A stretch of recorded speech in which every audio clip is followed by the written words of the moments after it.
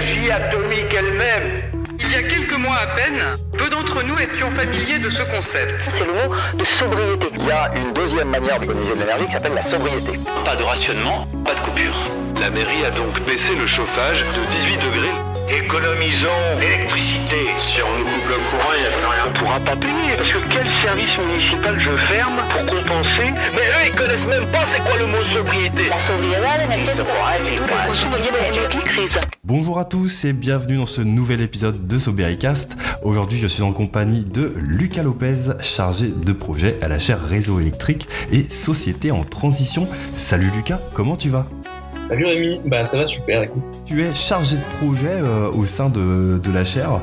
Tu t'occupes du coup de plusieurs tâches. Tu m'as évoqué en off tout à l'heure que tu t'occupais de la coordination, de l'événementiel, que tu créais notamment notre podcast. Tu es à l'initiative du coup de cette deuxième saison. Est-ce que tu peux en dire plus sur cette tâche, sur cette fonction qui t'est attribuée au sein de la chaire, au milieu de ce prisme, de ce bouillonnement intellectuel au sein des étudiants-chercheurs, et si tu pouvais me détailler ton rôle. Alors oui, chargé de projet, c'est un mot assez large qui se retrouve dans de nombreux milieux du monde du travail finalement. Ça parle un peu à tout le monde et en même temps à personne, on ne sait pas trop ce que ça veut dire. Et globalement, là, c'est un poste que j'exerce dans le milieu de la recherche. Et en fait, comme tu l'as dit, il y a plusieurs facettes à ce poste. Il y a la coordination, tout d'abord. Donc la coordination, qu'est-ce que c'est ? C'est ce que veut dire le mot en lui-même. Ça va consister à organiser l'équipe qu'on a au sein de la chaire, à essayer de coordonner du coup les travaux de chacun, de voir comment on peut mettre en résonance ce que l'un dit dans les travaux de l'autre, lier tous ces travaux les uns les autres pour en fait sortir un raisonnement qui soit construit et pas juste une succession de résultats finalement. Parce que comme tu l'as vu en faisant ces podcasts, en fait on est une équipe de plusieurs chercheurs et chacun a son thème de prédilection. Enfin, je dis prédilection, c'est pas que ce soit chacun des experts, mais ils ont travaillé dessus durement pour en faire leur thème de prédilection. Et en fait, ces travaux qu'ils mènent, l'idée c'est qu'ils soient liés. Et c'est de mener à une conclusion finale. Donc en fait, on a plusieurs temporalités. Et moi, mon travail dans tout ça de coordinateur, c'est d'essayer de voir les liens et les résonances qu'on a entre tous ces travaux. Donc de voir que Pauline Romary, quand elle mène ses entretiens, dans les entretiens, on va retirer telle et telle information qui vont servir dans les travaux d'Antoine Weidmann. Que quand Victor Noguès travaille sur l'acculturation à l'électricité, la culture de l'électricité, en allant à Paris, à l'INA, regarder des archives, en fait, ce qu'il en retire, ça sert Pauline quand elle travaille sur la sobriété. Et puis voilà, ça nous amène à toute une succession de liens entre tous ces travaux. Et l'idée, c'est de créer une émulsion dans ces recherches.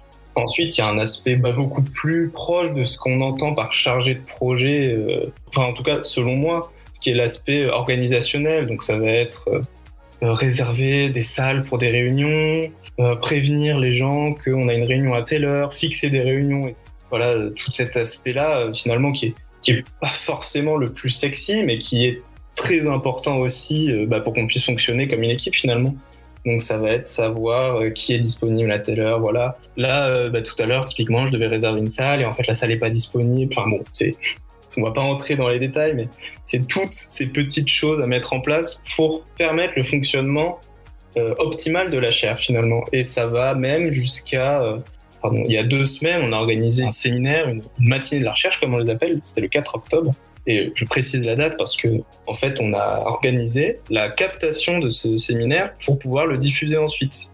Je me suis improvisé finalement caméraman pour essayer de capter au mieux cet événement et pouvoir ensuite diffuser toutes les prestations, toutes les prises de parole qu'on a eues, parce qu'on avait du beau monde quand même ce jour-là. Et en fait, forcément, moi c'était la première fois, donc c'est les risques du métier. La première est complètement floue, mais voilà, ça fait partie aussi du poste. Donc voilà sur l'aspect coordination. Tu es du coup, de ce que j'ai cru comprendre, tu es extrêmement du coup polyvalent au sein de la chaire. Comme tu disais, tu créais aussi bien du lien entre les travaux des différents étudiants-chercheurs que tu gérais par exemple la captation vidéo d'événements universitaires et scientifiques que tu organisais. Sur le volet liant entre les travaux, c'est-à-dire sur le volet un peu archéologique. Finalement, tu es un peu un archéologue de la recherche. Est-ce que par exemple tu as une implication particulière sur un thème précis, notamment la sobriété énergétique au sein de la chaire ? Alors oui, tout à fait. En fait, je suis en assistance de Pauline sur sa mission sobriété, parce qu'en fait, elle doit mener. On avait un objectif assez fou de mener 100 entretiens en moins d'un an. Donc les entretiens, c'est ce dont elle a parlé dans son podcast sur la sobriété énergétique. Et en fait, pour réaliser une centaine d'entretiens à une seule personne, c'est extrêmement compliqué. Donc quand je suis entré à la chaire Reset, finalement, il a été mis sur le tapis qu'il fallait que j'aide Pauline sur cette mission. Et c'est avec grand plaisir que je l'ai fait parce que, comme tu l'as dit, c'est l'aspect le plus proche du travail de recherche que je fais au quotidien, même si finalement, je travaille dans un milieu de recherche et que je mène des recherches à côté, mais c'est pas lié à la chaire. Mais dans la chaire, c'est vraiment l'aspect le plus proche de la recherche que je remplis. Et en fait, ça consiste à l'aider à mener ces entretiens. Donc, comme elle, je mène des entretiens, je les retranscris et je les code. C'est-à-dire qu'on a un codage. Comment expliquer ça ? L'idée, c'est, en fait, on va parler avec des gens, globalement, de la sobriété, de toutes ces questions-là. Et quand on va retranscrire cet entretien, en fait, on va essayer d'en ressortir des éléments pour pouvoir ensuite en tirer des conclusions. Alors, pas des conclusions générales, parce qu'on a bien conscience que c'est sur un panel réduit. Mais ça, Pauline a dû en parler mieux que moi. Mais voilà, c'est ça l'aspect codage. Et donc ça, c'est vraiment la partie recherche que je fais au sein de la chaire. C'est tout cet aspect, aider Pauline sur sa mission. Ça, c'est l'aspect concret. Mais en fait, au final, quand je vais parler avec Antoine de ses travaux, la discussion va créer aussi... l'idée, voilà, c'est de créer une dynamique de recherche.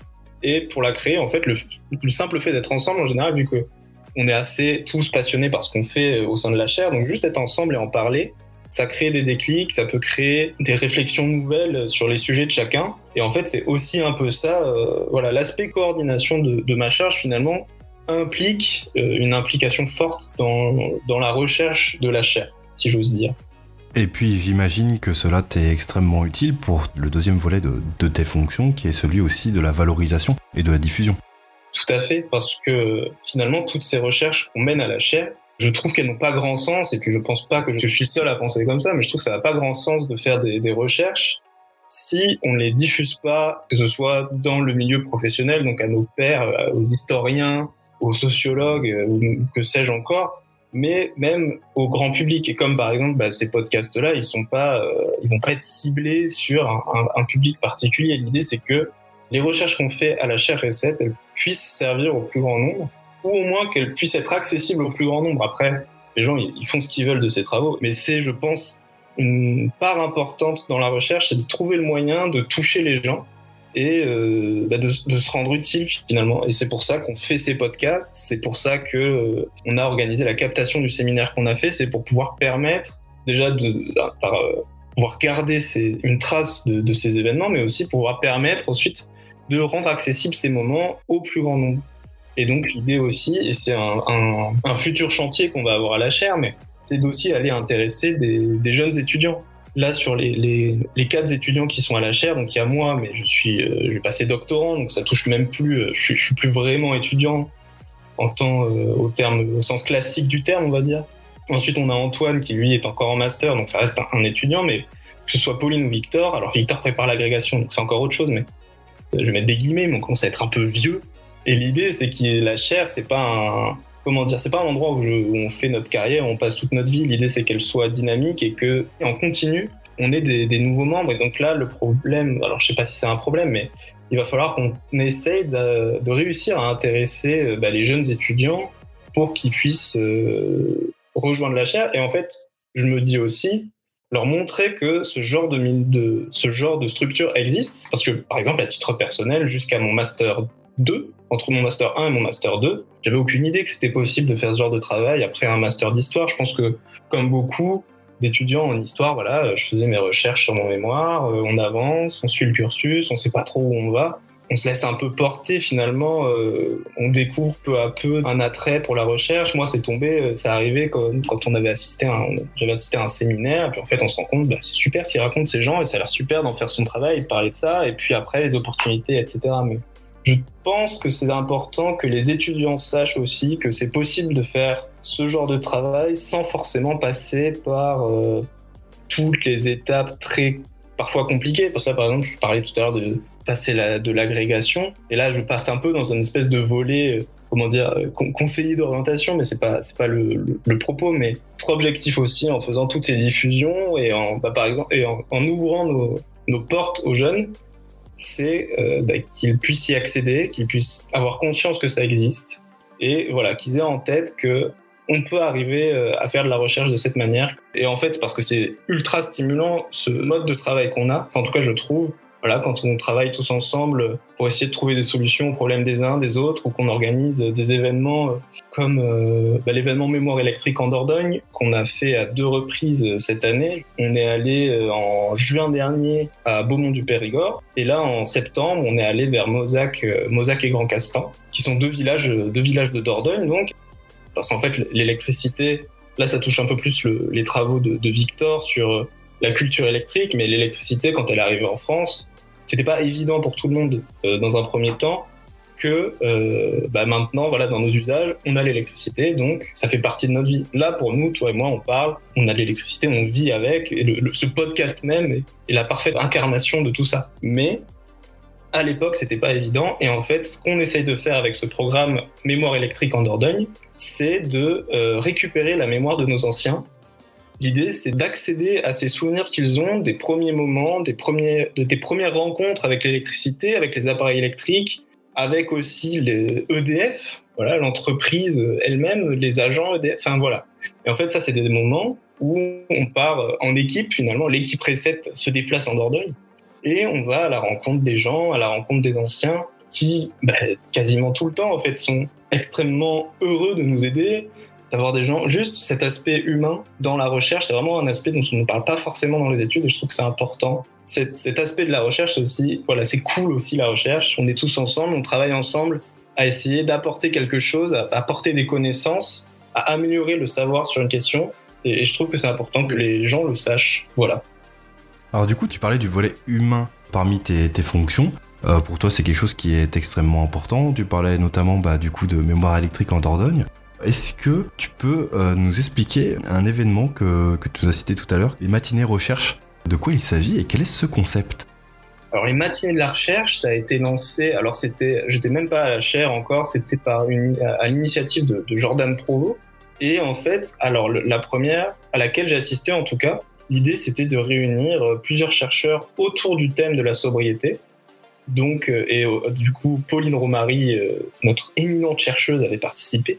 Et en fait, c'est un séminaire. Le principe, c'est pas une conférence où on a un professeur d'université qui vient parler et tout le monde l'écoute et à la fin, ça coupe et on s'en va. Là, cette première matinée de la recherche, c'était une table ronde et puis tout le monde peut discuter. On a plusieurs intervenants qui font leur présentation et ensuite, on a un temps de parole pour discuter des travaux de chacun et chacune.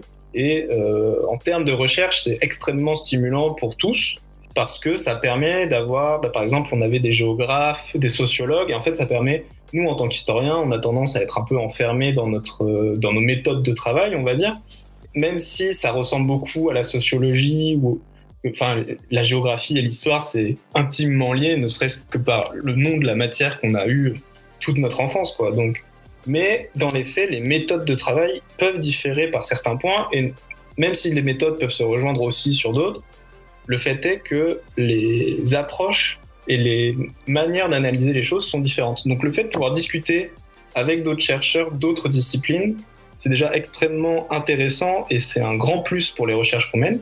Et en fait aussi concrètement, on ne va pas se mentir, ça permet de créer des liens avec d'autres chercheurs, de favoriser ce lien entre universités, entre chercheurs, entre travaux de recherche finalement. Mais donc ça, c'était la première matinée de la recherche qu'on a fait, qui était c'était vraiment confidentiel, on va dire. Il y avait les membres de la chaire, les chercheurs qui ont été invités. Enfin, c'était vraiment autour de la chaire, on va dire. Et là, la deuxième qui a été organisée, c'était le 4 octobre dernier. La dynamique qu'on essaye de mettre à la chaire, c'est de faire en sorte qu'elle grandisse et qu'elle prenne de plus en plus d'ampleur. Et donc, cette dynamique, on la retrouve dans les organisations des matinées de la recherche. Et de fait, celle-ci était plus grande, on va dire. Il y avait plus de gens qui étaient invités. Là, cette fois, c'était un peu plus sur le modèle conférence, avec une table, et on était tous en face à écouter les intervenants, mais il y avait toujours cet aspect discussion et cet aspect rencontre entre chercheurs qui, je trouve, est très important. Ça permet de discuter, encore une fois, comme je l'ai dit tout à l'heure, créer du lien, etc. Et celle-ci, j'ai trouvé que c'était plus intéressant de la capter, déjà parce que le dispositif, en termes juste de captation image, une image à diffuser, c'était plus simple qu'une table ronde, comment on met la caméra, etc. Ces moments-là, c'est des moments que je trouve importants dans la recherche. L'idée, c'est pas de faire du réseautage, parce que j'aime pas trop ce mot. Même si dans les faits, je pense que beaucoup de gens qui verraient ça de l'extérieur trouveraient que c'est ça qu'on fait, mais c'est plus de créer du lien, voilà. Ça reste finalement de la coordination, même si c'est des gens qui sont extérieurs à la chaire, ça reste finalement de la coordination de recherche en fait.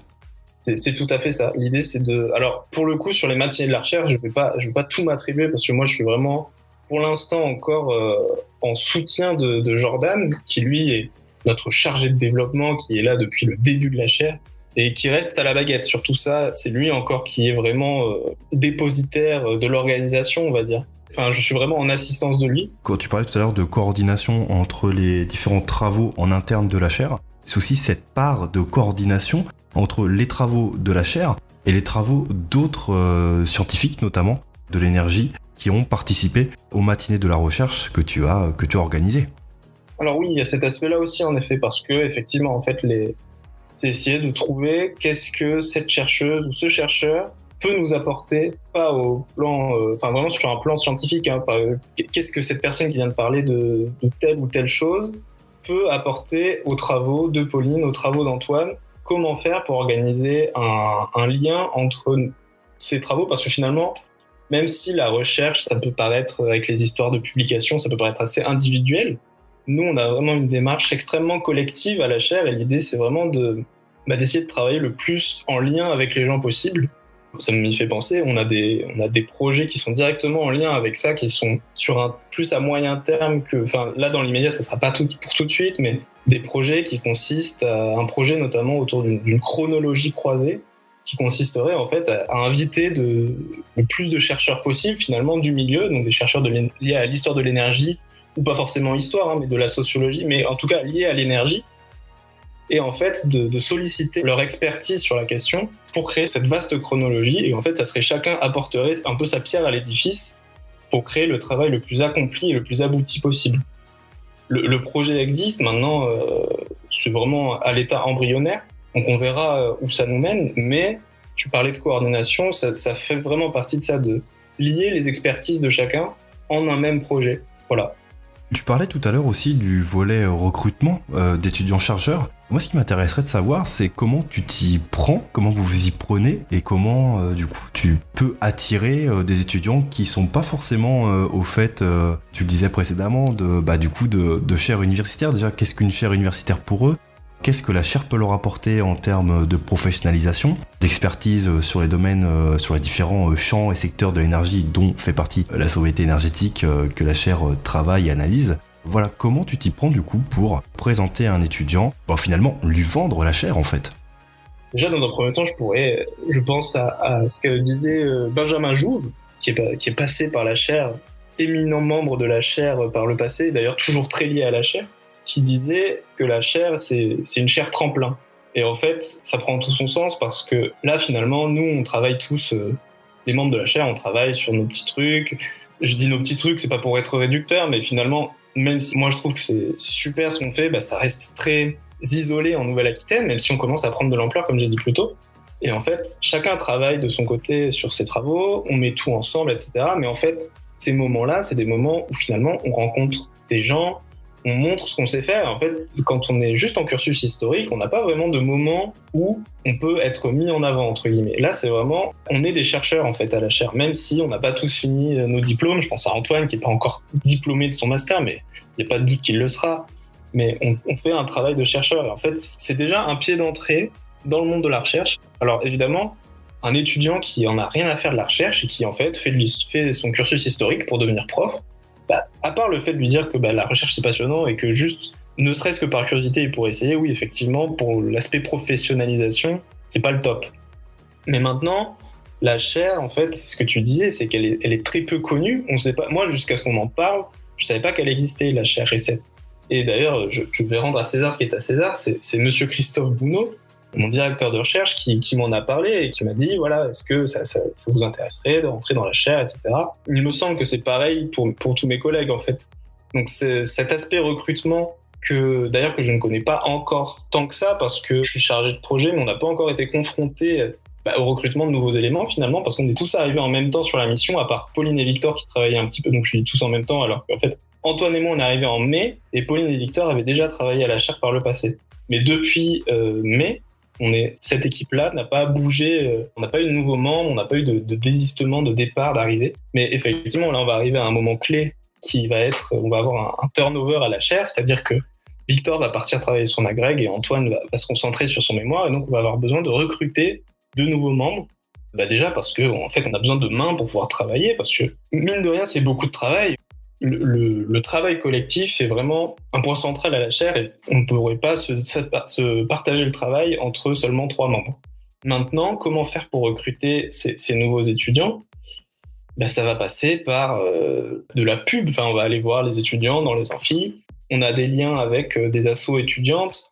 Je pense que ça va passer par aller dans les assos, parler aux étudiants, leur présenter ce qu'on fait et leur montrer que ça existe. Et déjà, je pense juste le fait qu'ils sachent que ça existe, ça sera un gros plus, parce que je suis assez convaincu que la plupart des étudiants de Bordeaux-Montaigne, en tout cas, n'ont absolument aucune idée que ce genre de structure existe, quoi.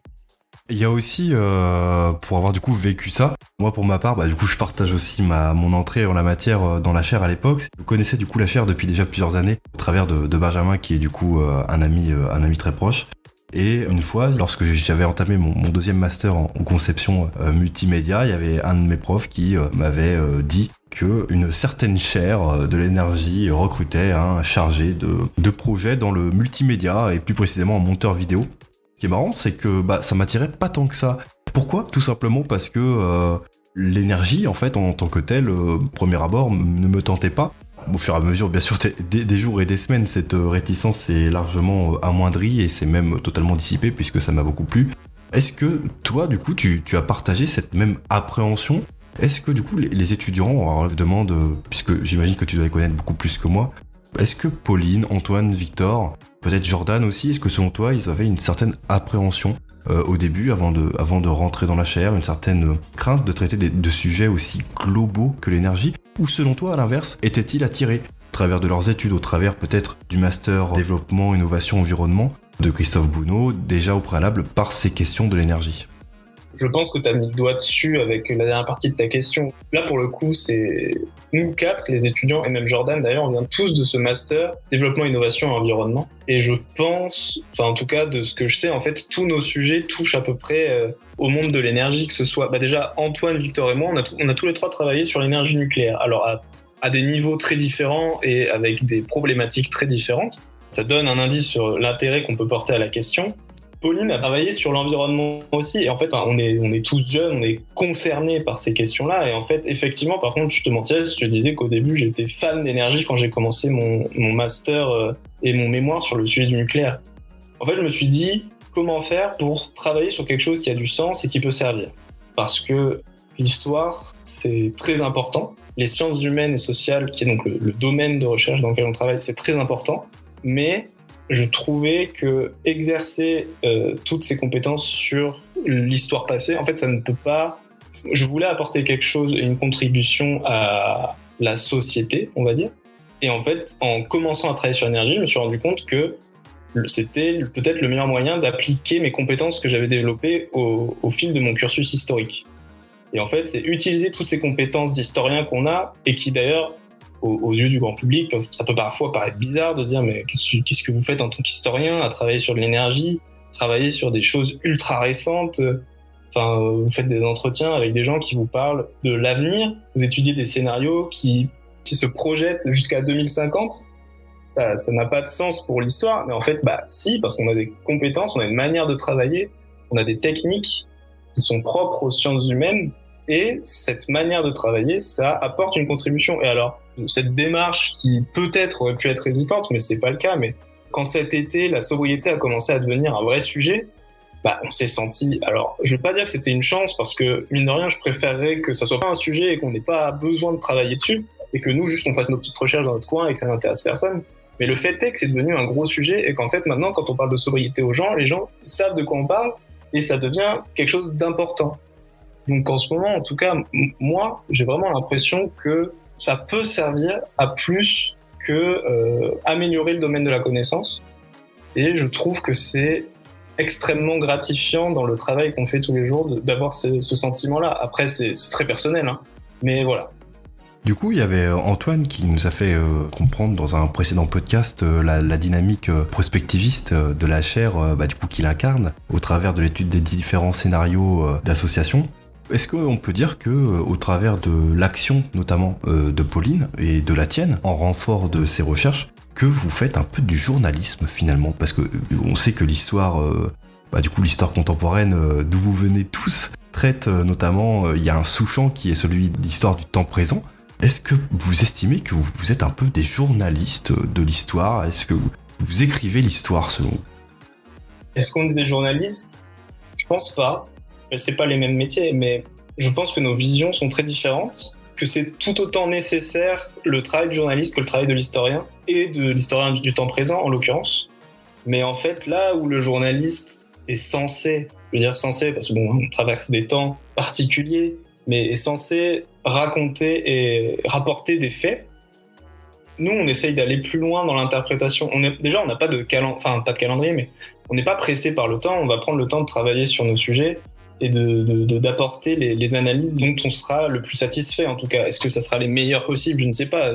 C'est pas à moi de le juger, mais si journaliste, c'est pour décrire le fait qu'on travaille sur un temps extrêmement présent, effectivement, on peut voir une passerelle. Ça s'approcherait presque plus du sociologue, en fait, ce qu'on fait pour le coup, je pense. C'est plus un travail de sociologie, finalement, que de journaliste.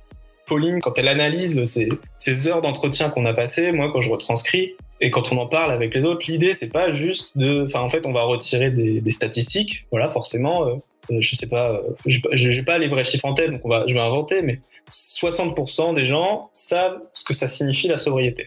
Donc ça, c'est l'aspect journaliste. On a un schéma, on a une statistique. Maintenant, nous, on va essayer d'aller plus loin. Alors, tu me diras, un journaliste pourrait le faire aussi, d'aller plus loin dans son analyse, etc. Mais c'est pas d'entrer en conflit avec le travail du journaliste, mais on va essayer d'aller plus loin dans l'analyse et de trouver un lien. Et là où ça va prendre son sens, c'est quand on va mettre en résonance avec les travaux de Victor sur la culture de l'électricité et comment l'électricité, comment sa place a évolué et comment les concepts, parce que Victor, par exemple, il fait tout un travail sur les concepts liés à l'électricité, et donc il a fait tout un travail sur quelle a été la place de la sobriété dans la presse depuis les années 50, je pense, il me semble, je dis de tête. Hein. Et en fait, on se rend compte que ces dernières années, voilà, ça augmente en pic. Alors là, je te parle pas depuis cet été, c'est vraiment très présent. Et en fait, l'idée, c'est qu'on va essayer de lier le travail de Pauline, donc un entretien avec quelqu'un qui est ancré dans le présent. Alors l'entretien, d'ailleurs, il est fait. Une fois qu'il est fait, il appartient au passé. Donc là, on peut chipoter là-dessus et dire c'est déjà de l'histoire finalement. Mais cet entretien, l'idée, c'est de lui donner un lien avec les autres, de l'ancrer dans une démarche et de voir comment ça s'inscrit dans notre propos. L'exercice de l'enquête, il ne nous est pas propre. Comme tu l'as dit, les journalistes font des enquêtes, les sociologues font des enquêtes, les sondeurs, les statisticiens font des enquêtes. Mais ce qui va nous être propre, c'est la manière qu'on va avoir de l'analyser par le prisme des compétences qu'on a acquis dans notre cursus de sciences humaines, et même juste avec nos regards d'historiens et avec les sources et les ressources qu'on va utiliser pour les analyser et en tirer le meilleur parti. Tu parlais du coup de compétences et tu as évoqué aussi tout à l'heure le fait que Benjamin parlait de la chaire comme un tremplin.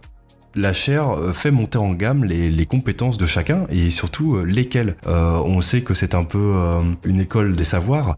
Est-ce que du coup tu peux nous en dire plus avec du coup cette équipe 2021-2022 et puis du coup pour la prochaine 2022-2023 sur les différents étudiants chercheurs. Est-ce que au-delà finalement des cours prodigués par l'université, tu sens que, admettons, Pauline s'est sentie de plus en plus à l'aise à l'oral pour les enquêtes? Ça serait mentir que de te dire que j'en savais pas beaucoup moins en entrant à la chaire. D'abord, à titre personnel, en tout cas, moi je trouve que cette chaire, ça apporte vraiment beaucoup, ne serait-ce que par le fait que on fait du travail de recherche. En master, on fait notre mémoire, on est enfermé dans notre coin et on n'est pas vraiment confronté à ce type de travail. Là, c'est de la recherche-action, finalement. On travaille au quotidien en tant que chercheur. Et alors déjà, c'est extrêmement gratifiant d'avoir l'impression d'avancer dans nos projets, mais au-delà de ça, pour répondre à ta question sur est-ce que j'ai le sentiment que j'ai progressé, qu'on a progressé, honnêtement, oui, je vais pas m'auto-congratuler en disant que je suis devenu extrêmement doué. Enfin, en tout cas, moi, personnellement, j'ai le sentiment d'avoir vraiment beaucoup appris depuis que je suis entré à cette chaire, de par les nombreuses heures de travail passées sur les différents sujets de la chaire, mais aussi par les événements qu'on a pu faire, les rencontres qu'on fait, les discussions qu'on peut avoir, et puis juste sur le plan humain d'ailleurs, parce que comme on l'a dit, on mène beaucoup d'entretiens à la chaire, que ce soit pour les entretiens sobriété avec Pauline ou les entretiens qu'on fait avec nos anciens au moment de mémoire électrique en Dordogne. Et en fait, sur le plan humain, c'est, je trouve, extrêmement gratifiant d'avoir toutes ces discussions avec des gens qu'on n'aurait pas forcément rencontrés si on faisait pas ce travail-là. Et je pense que c'est pareil pour mes chers camarades de la chaire, mais pour avoir du coup fait ce travail de coordination, j'ai été confronté aux travaux de chacun. Finalement, il y a eu des moments où il fallait qu'on m'envoie les travaux pour que je puisse les mettre ensemble, essayer de porter un regard dessus et créer des livrables, hein. Parce que c'est comme ça qu'on travaille, on finit par créer des gros documents qu'on compile. J'ai finalement, été assez témoin de la progression de chacun. Et dans les faits, oui, tout le monde a assez progressé, assez considérablement progressé. Pardon, j'ai oublié le mot considérablement qui change la tournure de la phrase. Mais que ce soit en prise de parole, Pauline, c'est celle qui a été le plus confrontée à ça, parce que comme elle travaille sur la sobriété et que c'est le sujet phare, on va dire, elle a été plusieurs fois confrontée à la prise de parole. Elle a parlé à nos matinées de la recherche. C'est elle qui prend la parole pour parler de son sujet. Et franchement, elle se débrouille super bien. Antoine, on lui a fait prendre la parole en Dordogne, à l'occasion de mémoire en Dordogne à Mozac. Et pareil, il a restitué tous nos travaux. Enfin, Victor, on l'a envoyé à Paris, visionner des archives à la BNF. Il s'est enfermé, il a fait un travail d'historien accompli finalement. Pendant toute une semaine, et puis il n'a pas lâché. Je trouve que c'est vraiment de très belles opportunités. Et en fait, même ce que je pourrais dire, si je devais parler à des étudiants, même si on ne sait jamais trop si après on va travailler dans la recherche, là je ne pourrais pas jurer que dans 10 ans je serai chercheur ou que on ne peut pas savoir ce que l'avenir nous réserve finalement, mais ce travail est parfaitement complémentaire des études qu'on a pu suivre les uns et les autres. Et qu'en ça constitue déjà une chaire tremplin, comme l'a dit Benjamin, pour nos compétences. Et c'est pour reprendre encore une fois cette expression de chaire tremplin, elle constitue aussi un tremplin. Je te parlais tout à l'heure des matinées de la recherche. Forcément, oui, en fait, on croise du monde, donc ça crée des opportunités. Voilà, c'est comme ça que ça marche aussi. Donc, on se fait connaître, on montre nos capacités de chercheurs, et l'idée, c'est d'essayer de placer nos chercheurs le mieux possible, on va dire. Est-ce que tu peux nous évoquer les liens que la chaire entretient avec l'université Bordeaux-Montaigne ? Déjà, il y a un lien géographique, parce qu'on est hébergé sur le campus. On est situé à la Maison de la Recherche, qui est vraiment sur le campus universitaire de Bordeaux-Montaigne. Ensuite, on a un de nos coordinateurs, qui est Christophe Bounot, qui deviendra professeur émérite l'année prochaine. Voilà, donc professeur d'histoire contemporaine. Alors, j'allais dire très reconnu, mais c'est sûr que si on ne fait pas d'histoire de l'énergie, ça ne dit pas forcément, mais déjà les étudiants de Bordeaux-Montaigne verront sûrement de qui je parle. Et en tout cas, quelqu'un de très fort, très doué, pour qui j'ai beaucoup de respect, et qui en fait, lui, est directement lié à nous et qui nous soutient et nous aide beaucoup. Il nous met en avant. C'est le premier à mentionner le nom de la chaire quand il y a des événements, etc. Si la chaire existe aujourd'hui, c'est certainement grâce à lui, puisque c'était son initiative, d'ailleurs, j'oublie de le mentionner. Voilà, donc Christophe Bounot, c'est vraiment le plus gros lien qu'on ait avec l'université. Donc un lien géographique, un lien de paternité finalement avec Christophe Bounot, pour utiliser des grands mots. Mais ensuite, on a, quand on organise nos matinées de la recherche, évidemment, déjà, on essaye d'inviter des étudiants. C'est pas toujours facile de les avoir parce que quand on est étudiant, en ce moment, un séminaire, c'est pas forcément ce qui nous attire le plus. On sait qu'on traverse des périodes compliquées, donc ils ont pas forcément tous le temps de venir en séminaire ou en conférence. Et je veux pas leur jeter la pierre. J'étais le premier à pas assister à toutes les conférences disponibles, mais on essaye, d'inviter le plus souvent des étudiants. Et effectivement, on a souvent des professionnels, des profs, des chercheurs de la fac qui viennent. Alors c'est un peu particulier, on a Stéphanie Le Gallic qui est maîtresse de conférence, qui assiste à tous nos événements, ou en tout cas quand elle peut. Mais c'est un peu particulier, je dis, parce qu'en fait, elle est amenée à prendre la suite de Christophe Bounot à la chaire.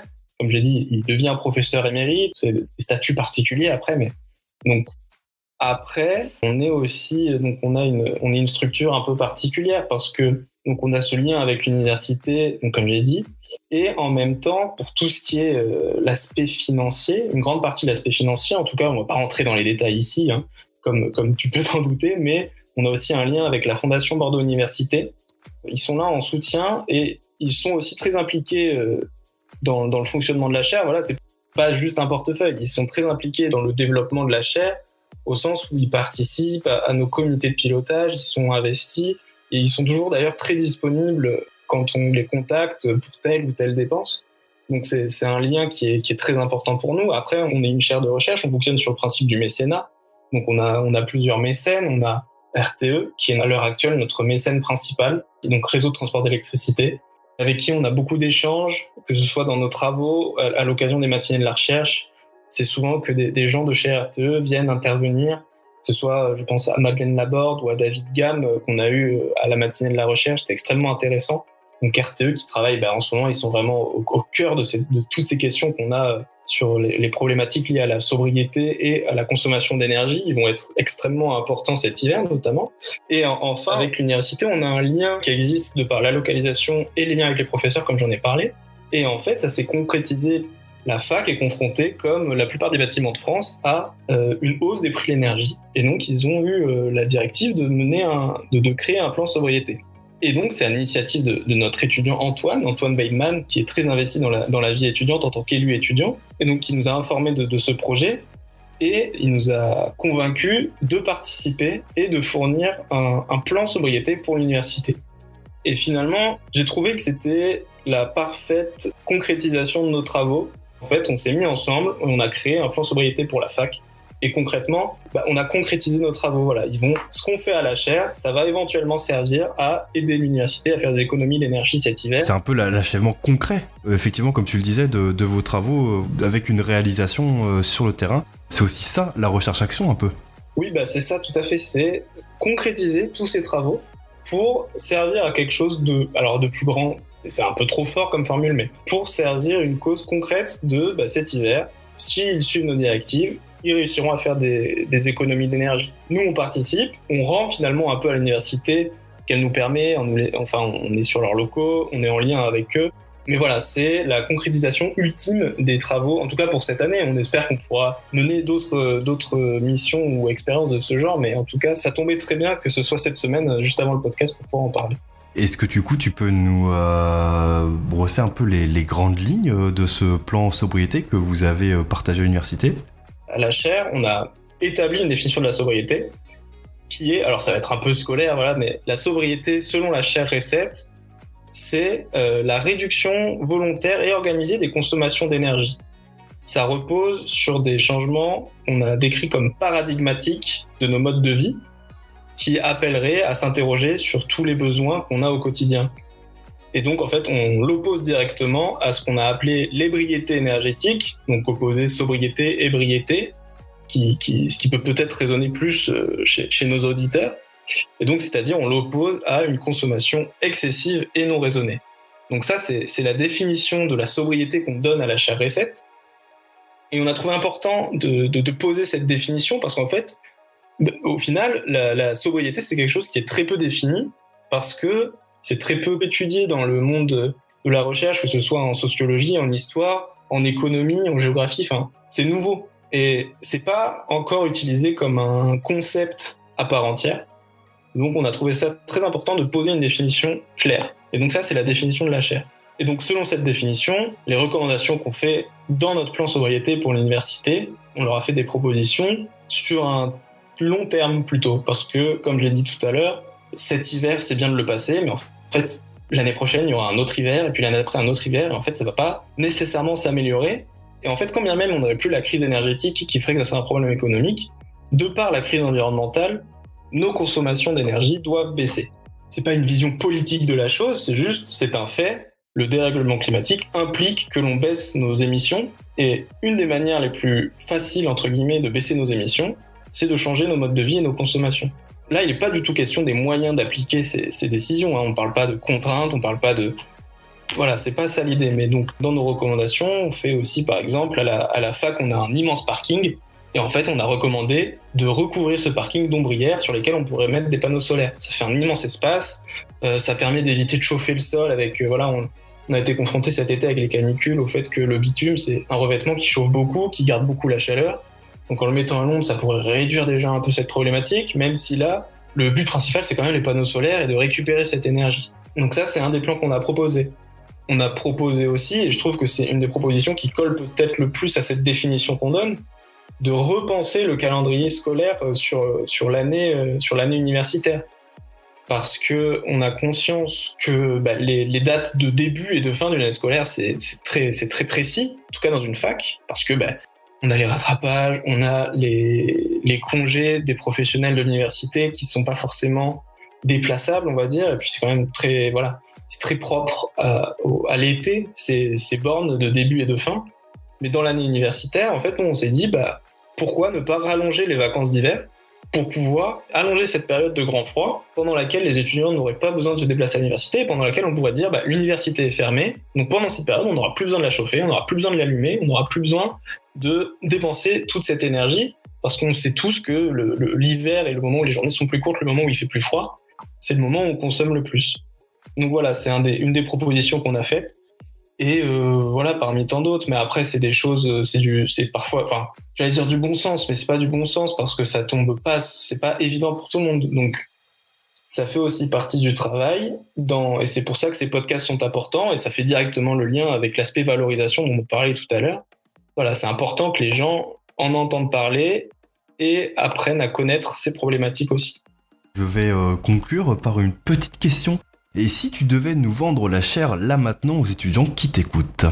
Je dirais que la chaire L7, c'est, je trouve en tout cas, l'un des meilleurs moyens que j'ai eu à titre personnel de concrétiser les travaux que je fais et l'expérience que j'ai acquis en tant qu'historien. Qu'en termes de stimulation intellectuelle, travailler avec des chercheurs qu'on a côtoyés jusqu'ici que à travers des livres finalement, c'est passionnant de pouvoir croiser ces gens qu'on étudie seulement au cours de nos recherches sur nos travaux. Voilà, alors effectivement, ça parlera pas à tout le monde parce que ça reste de la recherche sur l'histoire de l'énergie. Alors maintenant, oui, un étudiant qui travaille pas du tout sur l'histoire de l'énergie, ça peut lui paraître éloigné, mais en même temps, la recherche-action, c'est quelque chose d'extrêmement différent de tout ce qu'on fait au cours de nos cursus à l'université Bordeaux-Montaigne. Je parle bien de l'université Bordeaux-Montaigne parce que c'est un cursus pas particulier, mais c'est assez propre à la fac où quand on fait un master recherche, on est vraiment plongé dans nos recherches individuelles. Là, c'est vraiment l'opposé de ça. On travaille en équipe, on travaille ensemble, avec toujours une part de travail individuel, évidemment. Chacun a son projet qu'il doit mener à bien. Mais voilà, ces missions qu'on a chacun, c'est vraiment une bonne manière, je trouve, d'utiliser les compétences de l'historien. Et c'est aussi, la chaire, ça a aussi quand même, voilà, pour citer une dernière fois Benjamin Jouve, le fameux Benjamin Jouve, ça reste quand même un bon tremplin et un bon point d'entrée dans le monde du travail. On a beaucoup d'étudiants qui sont passés à la chaire, qui ont par la suite trouvé un emploi dans des milieux qu'on peut pas forcément, j'allais dire imaginer, mais si, parce que c'est des choses qu'on imagine assez bien. Mais par exemple, on a un de nos anciens chargés de projet que moi je n'ai pas eu la chance de croiser, qui s'appelle Jean-Baptiste Guasque, qui est maintenant chez EDF Renouvelable. Et alors, à première vue, en fait, ça semble pas évident, mais quand on travaille au sein de la chaire, on comprend pourquoi. Et on comprend qu'en fait, les travaux qu'on fait en tant qu'historien sur ces questions-là, ça a du sens. Et en fait, de plus en plus, ça commence à avoir du sens aussi pour le milieu professionnel, comme le prouve le fait que RTE soit notre mécène et qu'on travaille en lien avec RTE, alors que de loin, on pourrait dire RTE, c'est des ingénieurs, ils n'ont pas forcément d'intérêt à travailler avec des historiens. Mais en fait, c'est pas vrai. Et donc voilà, ça permet tous ces liens-là avec le milieu professionnel et c'est extrêmement intéressant et passionnant. Je te remercie beaucoup Lucas et on se retrouve la semaine prochaine pour un nouvel épisode de Sobericast. À bientôt.